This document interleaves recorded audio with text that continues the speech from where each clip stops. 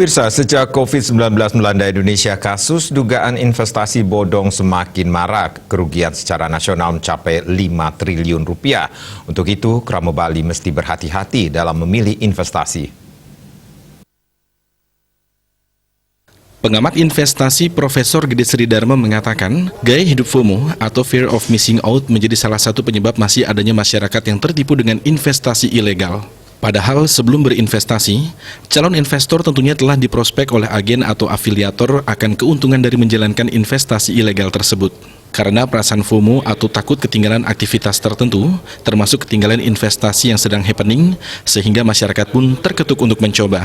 Investasi ilegal menurutnya sudah sejak lama hidup di masyarakat. Tak hanya kali ini dengan mencuatnya penipuan yang dilakukan oleh Doni Salman dan Indra Kusuma alias Indra Kents, tapi sudah sejak tahun 2000-an. Banyak masyarakat, khususnya masyarakat Bali mengalami kerugian akibat investasi ilegal. Namun pengalaman tahun-tahun sebelumnya seolah tidak menjadi pembelajaran bagi masyarakat. Hal itu kata Sri Dharma karena para agen atau afiliator memperkenalkan dengan model bisnis baru, dengan bumbu-bumbu pengalaman manis dari afiliator atau si agen. Secara logika dan perhitungan bisnis, tidak ada aktivitas ekonomi yang bisa menghasilkan profit di atas 20%, apalagi 50% dalam waktu singkat. Suku bunga deposito saja 3% per tahun, obligasi atau ORI 4% hingga 5% per tahun, bisnis atau usaha real sekitar 10 hingga 15%, apalagi usaha retail profitnya hanya sekitar 1 hingga 2%.